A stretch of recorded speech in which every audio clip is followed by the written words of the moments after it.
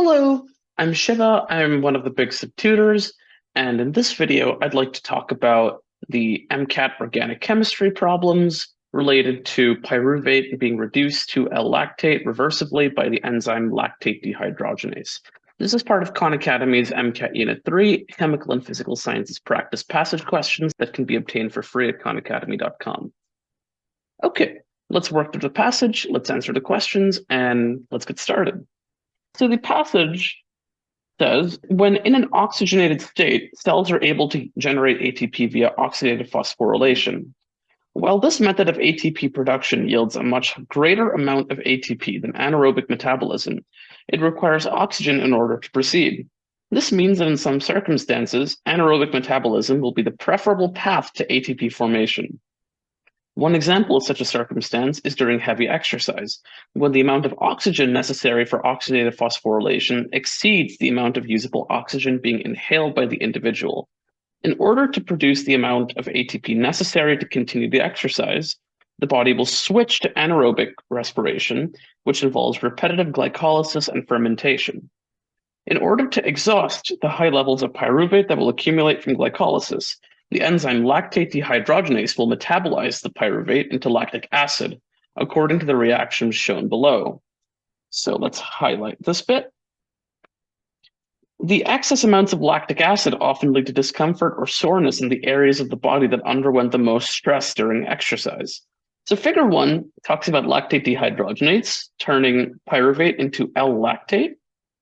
So they give you pyruvate over here, and you see how the carbonyl group in pyruvate, this guy over here, is being reduced by NADH and NH+, which gives off NAD+, and it gives off L-lactate. And how you can tell is that the carbon got reduced by having its carbonyl group switched into a hydroxyl group. So now it has an alcohol instead of a ketone.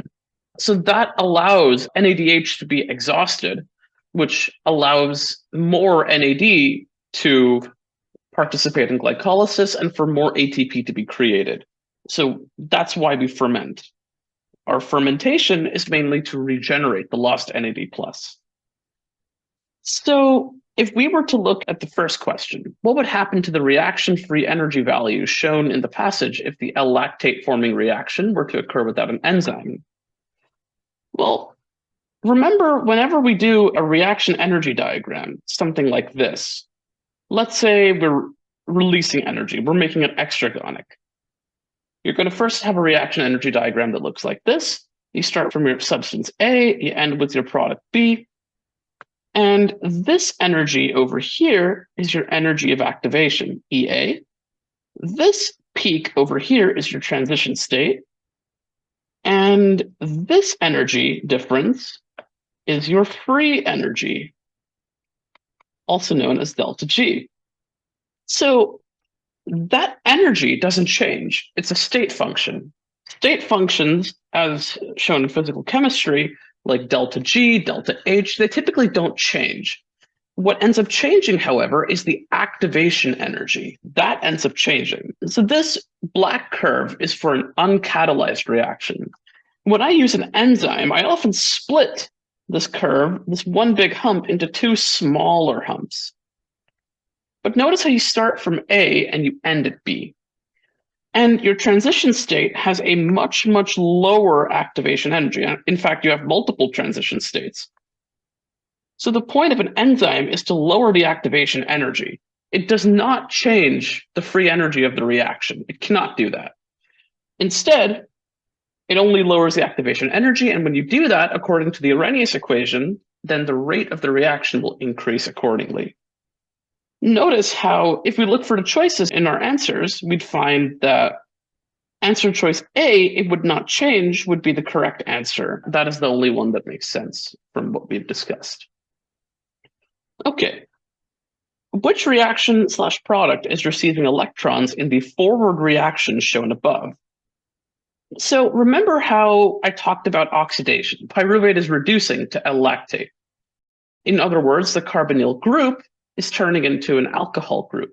Going back to general chemistry, when you're reducing something, you're giving it electrons. So NADH is very electron rich, NAD plus is not. So NADH is the source of electrons, and pyruvate is taking those electrons. It's the electron sink, and L-lactate is the product of that. So which reactant slash product is receiving electrons in the forward reaction? The forward reaction turns pyruvate into lactate, and pyruvate is the one getting electrons. So that's B, no brainer. If a cell had a deactivating mutation in the gene coding for lactate dehydrogenase, how might that affect the cell's concentration of NADH relative to an unmutated cell? So if we go back to this question over here, if we go back to this figure and we somehow decide to nix this entire enzyme, it just doesn't work anymore. We nix this enzyme completely. What's going to happen is that pyruvate will build up, lactate will decrease, NADH will build up, NAD plus will be low, and that's because there's no enzyme that can convert the pyruvate and NADH into lactate and NAD plus respectively. So what ends up happening is we're going to see an increased NADH concentration. We're going to see a decreased NAD plus concentration.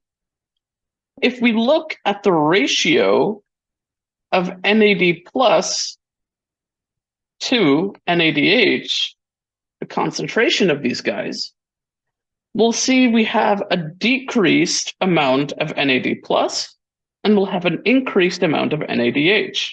How might that affect the cell's concentration of NADH relative to an unmutated cell? The cell's NADH concentration would increase because it just wouldn't reduce pyruvate. You would decrease the NAD plus to NADH ratio, and you'd prevent any further glycolysis from happening just because you don't have anywhere to keep the extra electrons that the NADH is storing. All right, so now the last question. What type of enzyme is lactate dehydrogenase? Every time you see a word dehydrogenase, a dehydrogenase is an enzyme that catalyzes oxidation reduction reactions. Every time you see a dehydrogenase, you immediately think of NADH, NAD+, or FADH2, FAD. So lactate dehydrogenase will use NADH as a reactant, and it will produce NAD+ as a product in the forward reaction. Therefore, it is an oxidoreductase. It catalyzes redox reactions. All right, so that's the end of this passage. Please let me know if you have any questions or concerns. Thank you very much for your time. Have a great day.